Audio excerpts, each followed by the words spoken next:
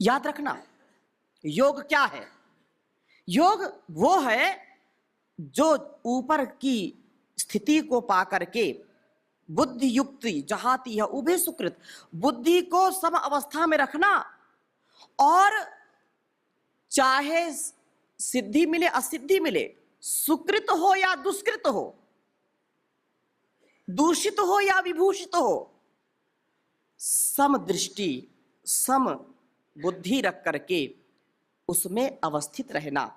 और इसलिए हे अर्जुन, तुम सम बुद्धि को विवेक वैराग्य की बुद्धि से युक्त होकर के अपने कर्म में लग जाओ।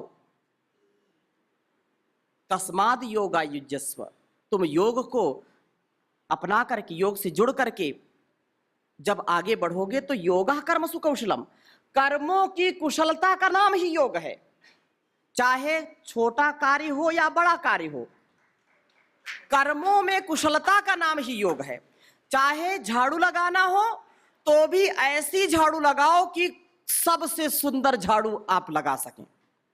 आपको शासन करना हो तो शासन ऐसा करो, चाहे वो सिंहासन में बैठना पड़े और चाहे कुशासन में बैठना पड़े, आपको सुशासन आना चाहिए। ये योग है।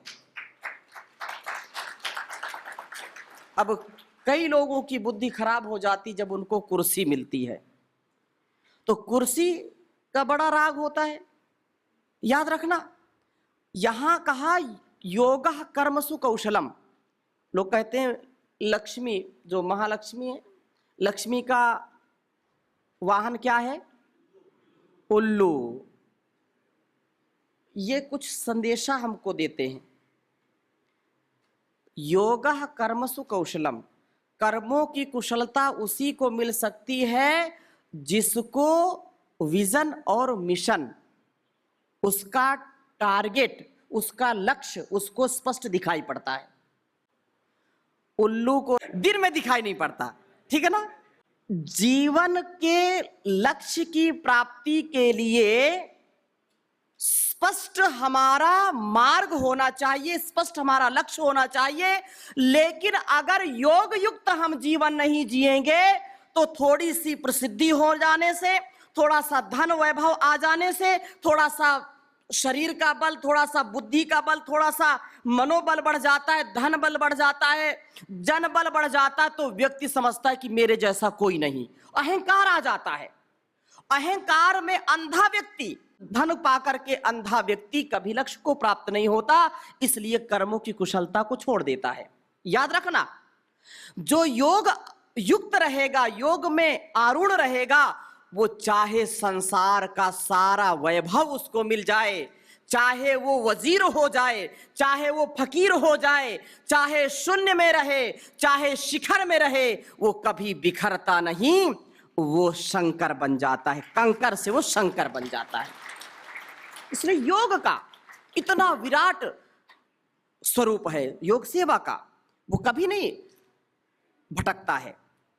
और योग क्या है? युक्ताहार विहारस्य युक्त चेष्टस्य कर्मसु युक्त स्वप्नावबोधस्य योगो भवति दुःखा। युक्त आहार, आहार के विषय में कल भी चर्चा की आपके साथ हमने। आहार का मतलब क्या है, थोड़ा समझ लेना। आहार का मतलब जो कुछ हम ग्रहण करते, दो तीन चीजें हैं, तीन बोला जाता है। एक है भोजन, भोजन किया जाता है। भोजन क्या करते हैं? किया जाता है, भोजन किया जाता है, खाना खाया जाता है, और आहार लिया जाता है। ऐसा नहीं कहते आहार खाया जाता, ऐसा बोलते हैं क्या? नहीं कहते। जो भोजन शब्द है वो संस्कृत का शब्द है, आहार भी संस्कृत का शब्द है, खाना उर्दू शब्द है। खाना खाया जाता है, भोजन लिया जाता है, आहार किया जाता है। तो जो भी हम ग्रहण करते हैं वो सब आहार है। आहार केवल खाने का नाम नहीं है। जो भी हम इन इंद्रियों से ग्रहण करते हैं वो सारा आहार है। आंखों से रूप का आहार, कानों से शब्दों का आहार, नासिका से गंध का आहार, रसना से रस का आहार, त्वचा से स्पर्श का आहार। ये जो रूप रस गंध शब्द स्पर्श है, इसका आहार यदि हम अनुशासन में, संयम में, मर्यादा में इसका ग्रहण नहीं करेंगे तो बीमार हो जाएंगे। आंखें रूप देखती हैं, रूप देख करके लोग पागल हो जाते हैं, रूप देख करके लोग दीवाने हो जाते हैं। किसी को रूप देख करके काम नजर आता है, वो भोग वृत्ति है, और जिस रूप को देख करके सब में राम नजर आता है, वो योग वृत्ति है। उस रूप को देख करके राम नजर आना चाहिए। यस्तु सर्वाणि भूतानि आत्मन्यवानुपश्यति सर्वभूतेषु चात्मानं ततो न विजुगुप्सते। जिधर देखता हूं उधर तू ही तू है। ईशावास्यमिदं सर्वं यत्किंच जगत्याम जगत्तेन त्यक्तेन भुंजीथा मा गृधा कस्य स्विद्धनम। सब में तू है, कण कण में जो रमा है, हर दिल में है समाया, उसकी उपासना ही कर्तव्य है बताया। कण कण में जो रमा है, हर दिल में है समाया, देखो ये तन के पुर्जे करते हैं काम कैसे, देखो ये करते हैं काम कैसे, जोड़ों के बीच कोई कब्जा नहीं लगाया, जोड़ों के बीच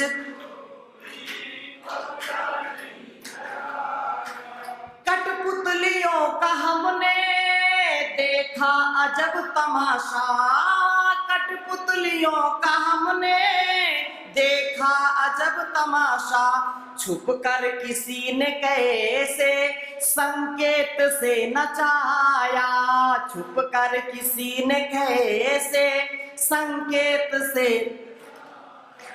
हर वक्त बन के साथी रहता है साथ सबके, हर वक्त बन के साथी रहता है। नादान पथिक उसको तू जानने न पाया, नादान पथिक उसको तू जानने न पाया, कण कण में जो रमा है, हर दिल में है समाया, उसकी उपासना ही उसकी ही कर्तव्य है बताया। तो सबके स्वरूप में उसी का स्वरूप देखना, उससे अलग कुछ भी नहीं देखना, ये समदृष्टि है। युक्ता आहार विहार से, आहार विहार हमारी दिनचर्या भी व्यवस्थित हो। युक्त चेष्टा से कर्मसु, कर्मों में हमारी चेष्टा अच्छी होनी चाहिए, कुचेष्टा नहीं होनी चाहिए। कुछ कुचेष्टा करते हैं, गड़बड़ी करते हैं, वो कभी योगी नहीं हो सकते, क्योंकि उनका इंद्रियों पर नियंत्रण नहीं है। जैसे चलते चलते कुछ लेना देना, किसी को भी उंगली कर देना, ये कुचेष्टा है। बैठे हैं, अब कुछ नहीं तो पेन है तो बस आसन में ही पेन चल रहा है, ये कुचेष्टा है। कहीं कोई आसन फटा है, उसी को निकाल रहे हैं और फाड़ रहे हैं, ये कुचेष्टा है। कुछ नहीं तो कान में उंगली कर रहे हैं, नाक में उंगली करना, ये भी। जब हम सब भी समाज में बैठते हैं तो एक मर्यादा होती है। बैठे हैं, बड़े बड़े लोग भी ऐसा करते हैं, बैठे हैं सबके बीच में और बड़ी तेजी तेजी पैर हिला रहे हैं, को हाथ हिला रहे हैं, उनको कुछ पता नहीं, को खुजली कर रहे हैं, ये कुछ चेष्टाएं हैं। कभी कभी क्या होता है कि कुछ चीज छुपा देना और लोगों को परेशान करना, ये भी कुछ चेष्टा है। पहले विद्यालयों में एक स्टूल रखते थे, स्टूल और छोटी मेज रखते थे, तो बच्चे खड़े हो गए, पीछे से किसी ने स्टूल ही खींच दिया और बैठा तो गिर गया, कुर्सी हटा दी गिर गया नीचे। ये क्या है? कुचेष्टा है। कुचेष्टा से बचना और सत्य बोलना, अच्छा आचरण रखना। हम जानबूझ करके कभी कभी कुचेष्टा करते हैं, असत्य बोलते हैं। किसी से बोलो कहां जा रहे हो, क्या उत्तर आता है? कहीं नहीं जा रहे। रात में 10 बजे घर आए, 11 बजे पिताजी ने पूछा कहां थे, कहीं नहीं थे। ये क्या है? कुचेष्टा है ना। एक बहुत साधारण शब्दों को हमने चुन रखा है। आजकल क्या कर रहे हो? कुछ नहीं कर रहे।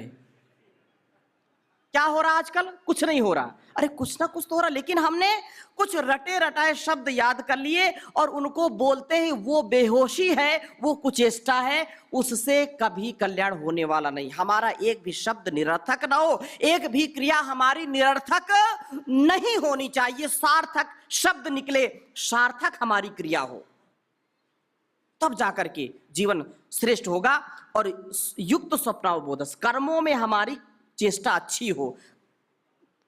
कभी कर्म हमारे गड़बड़ नहीं होने चाहिए।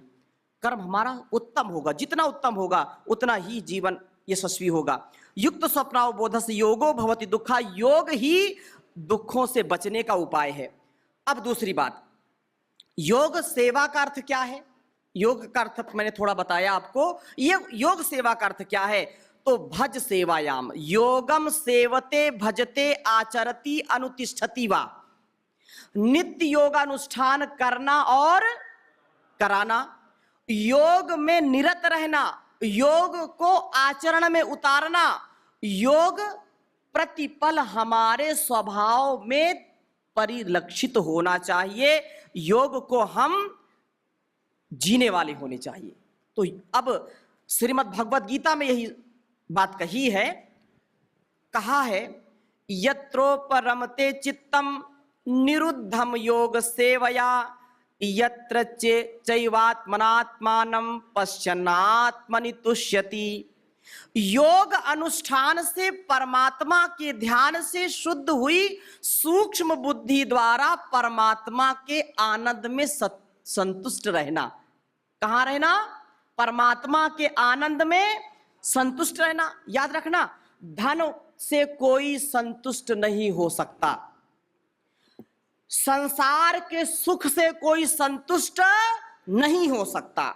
जिसके पास 1000 है उसको लाख चाहिए, जिसके पास लाख उसको करोड़, और जिसके पास करोड़ उसको अरब, और फिर अरब से खरब, खरब से नील शंख महाशंख, और पता नहीं फिर, हाँ, ये बड़ी लंबी श्रृंखला। कभी तृप्ति होती नहीं। कठोपनिषद में कहा है न वित्तेन तर्पणीयो मनुष्यो, संसार का मनुष्य जो भोगी है वो संसार की सारी दौलत पा जाए तो भी वो कभी तृप्त नहीं हो सकता।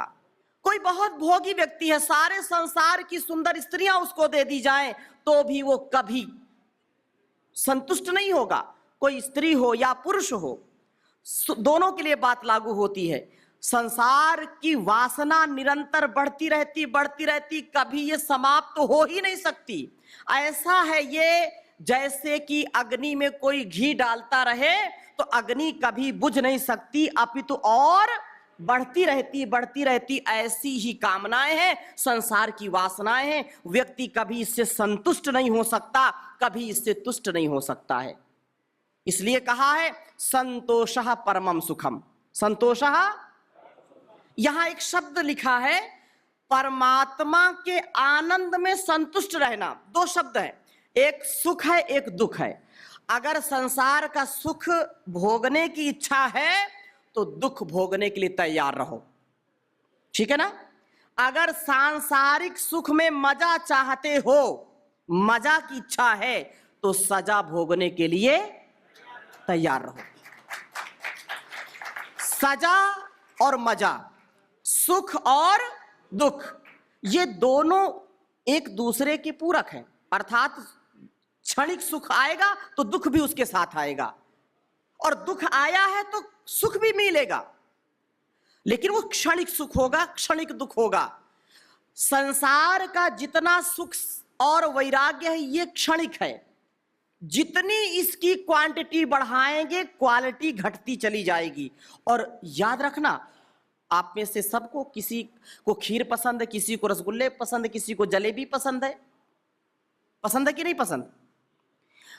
आप पहली बार कहीं जाएं, लोग ससुराल का ज्यादा उदाहरण देते हैं, लोग बहुत तैयारी करते हैं कि पहली बार दामाद जी आ रहे हैं, बढ़िया, कोई कमी ना बचे, सब तैयारी करते हैं। और पता लगा दामाद जी को खीर बहुत पसंद है, बहुत अच्छी खीर, जितनी अच्छी से अच्छी हो सकती खीर बनाई। पहली कटोरी सासू माँ लेकर के आई और बहुत प्यार से खिलाया, बहुत अच्छा लगा। पहला निवाला खाया, बहुत आनंद आ गया। पहली कटोरी बढ़िया से खा लिया। दूसरी कटोरी फिर दूसरे लोग लेकर के आ गए, एक कटोरी और खाइए। अरे नहीं, अब तो नहीं, एक खाना पड़ेगा।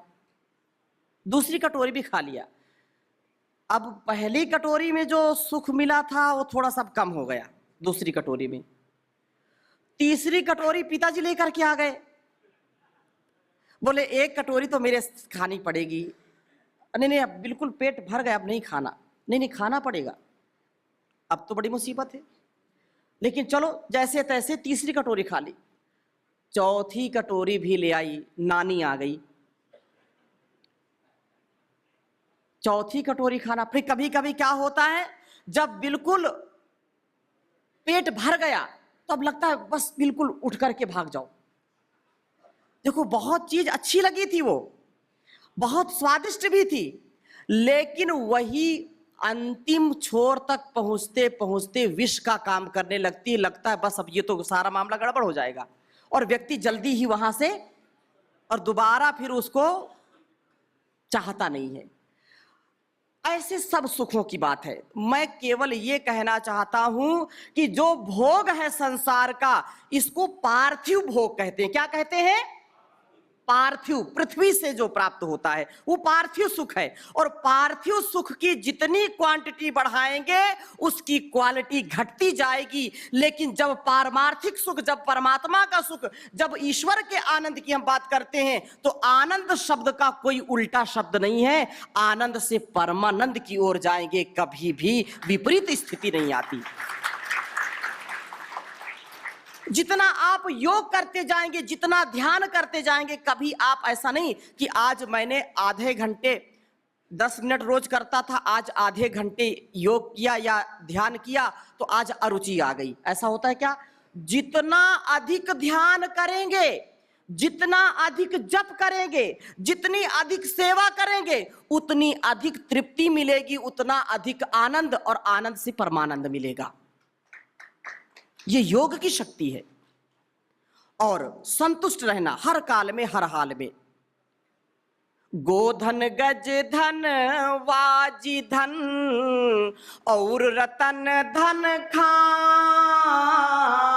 गोधन गज धन वाजी धन और रतन धन खान। जब आवे संतोष धन, सब धन धूरि समान। रे प्रभु जी, सब धन धूरि समान। सबसे बड़ा सुख है सेवा का, और सेवा से जो संतुष्टि मिलती है वो बड़े से बड़े अरबपति खरबपति को नहीं मिलती। जब आप योग कराते हैं और कोई आकर के आपके सामने कहता आपने मेरा जीवन बचा लिया, मुझको जीवन दे दिया, तो वो जो सुख आपको, जो संतुष्टि मिलती है, वो अंबानी को, अडानी को भी जीवन में कभी नहीं मिल सकती। कितने लोग, कितने भी धनवान हो संसार के, नहीं मिल सकते। ऐसा ये सेवा का सुख है। दूसरे अर्थ में प्रयोग करते हैं सेवा शब्द। ये योग सेवा की अभी बात हम कर रहे थे। दूसरा जो अर्थ है, सेवा स्ववृत्ति आख्याता, अर्थात वैतनिक सेवा करना, जिसको लोग नौकरी बोलते हैं। ये द्वयम दर्जे की सेवा है। वो प्रथम कोटि की सेवा है योग सेवा, और ये द्वयम दर्जे की सेवा। ये मैं नहीं कह रहा हूं, विद्वान और महापुरुषों का ये कथन है। सेवाम लाघव कारणीम कृत धिया स्थाने स्ववृत्तिम विदुहु। जो बुद्धिमान लोग हैं, धीमान व्यक्ति हैं, वो कहते हैं कि मनुष्यों ने वैतनिक सेवा, जो बुद्धिमान मनुष्य हैं उन्होंने वैतनिक सेवा को तुच्छ सेवा बताया है। क्या बताया है? ये तुच्छ सेवा है। लेकिन अगर ये, क्योंकि पापी पेट का सवाल है, घर परिवार चलाना है, धर्म अर्थ काम मोक्ष की बात हम करते हैं, लेकिन इससे आत्म कल्याण नहीं होगा। कोई लाखों रुपए महीने में, करोड़ों रुपए पाता हो और उसको बोले कि आत्म कल्याण हो जाएगा, कभी भी नहीं हो सकता। पूरी धरती का धन दे दिया जाए, उसका आत्म कल्याण हो जाएगा क्या? नहीं होगा। वो कहे राजा हो, सम्राट हो, चक्रवर्ती राजा हो, कभी उसका आत्म कल्याण नहीं हो सकता बिना योग के, बिना धर्म के। इसलिए मनुष्यों ने नौकरी को तुच्छ सेवा कहा है। दूसरी बात, जो अगली बात है इसमें, सेवा धर्मा परम गहनो योगी नाम अप्यगम्यः। उसी सेवा को जब हम अपना धर्म मान लेते हैं, अपना स्वकर्म मान लेते हैं, तो सेवा धर्म या निष्काम कर्म अत्यंत महनीय और कर्म योगियों की सेवा का भाव कोई भी योगी जान नहीं सकता। इतनी ये विराट स्वरूप वाली हो जाती। अर्थात जो सेवा हम अपना स्वधर्म मान करके करते, जैसे हमारा कर्म क्या है, स्वधर्म क्या है, योग करना और कराना। गुरुजी महाराज क्या कहते हैं, ये हमारा स्वकर्म है, स्वधर्म है, ये राष्ट्र धर्म है, ये विश्व धर्म है, ये युग धर्म है। इसलिए योग सेवा सबसे बड़ी सेवा है। ये सेवा इतनी बड़ी सेवा है जिसका अंदाजा हमको भी नहीं है। अर्थात इतना बड़ा ये जो है महान कार्य है। इसी प्रकार से योग सेवा का अर्थ अलग अलग रूप में बताया है कि नहीं जानेन सदृशम पवित्रम इह विद्यते तत्स्वयं योग संसिद्धा कालेनात्मनि विन्दति श्रद्धावान लभते जानम तत्परः संयतेन्द्रिया जानम लब्ध्वा पराम शांतिम अचिरेण अधिगच्छति। ये सब गीता के श्लोक हैं, इनका कभी आप स्वाध्याय करना। मैं केवल आपको संकेत कर रहा हूं। यहाँ पर चौथे अध्याय को पढ़ना पूरा, छठे अध्याय को पूरा पढ़ना और इसका अर्थ आपको समझ में आएगा। योग सेवा के साधन क्या हैं? कि योग साधना करना, ध्यान करना, प्राणायाम करना और उसमें पूरी सावधानी रखना। और कोई साधन हमको जो है संसार के साधनों से हम योग सेवा नहीं कर सकते हैं। जो ईश्वर प्रदत्त है, गुरु प्रदत्त है, उन साधनों का अनुष्ठान करना, उन साधनों का सहयोग लेना, तो जीवन अत्यंत दिव्य हो जाता है। और याद रखना, इसका जो भाव लेकर के आगे हम बढ़ते हैं, तो ये सरल रास्ता नहीं है, ये सरल मार्ग नहीं है, कठिन है, बड़ी उलझने हैं, बड़ी गफलत है, एक दूसरे का ईगो, इग्नोरेंस, एक दूसरे के प्रति आकर्षण का, ईर्ष्या द्वेष का, छल कपट का, इस संसार में ऐसा होता है कि नहीं होता? हम तो बिल्कुल सेवा करना चाहते हैं लेकिन लोग करने नहीं देना चाहते। हम तो निष्काम भाव से काम करना चाहते हैं, लोग करने नहीं देना चाहते हैं। ऐसे भी लोग होंगे। और कभी कभी हमारी जो जन्म जन्मांतरों की संकीर्ण विचारधारा होती है, हमारे कुसंस्कार होते, वही हमको आगे नहीं बढ़ने देते। कभी किसी को गुस्सा आ जाता है, कभी किसी को लोभ आ जाता है, कभी अलग अलग की स्थितियां पैदा होती हैं।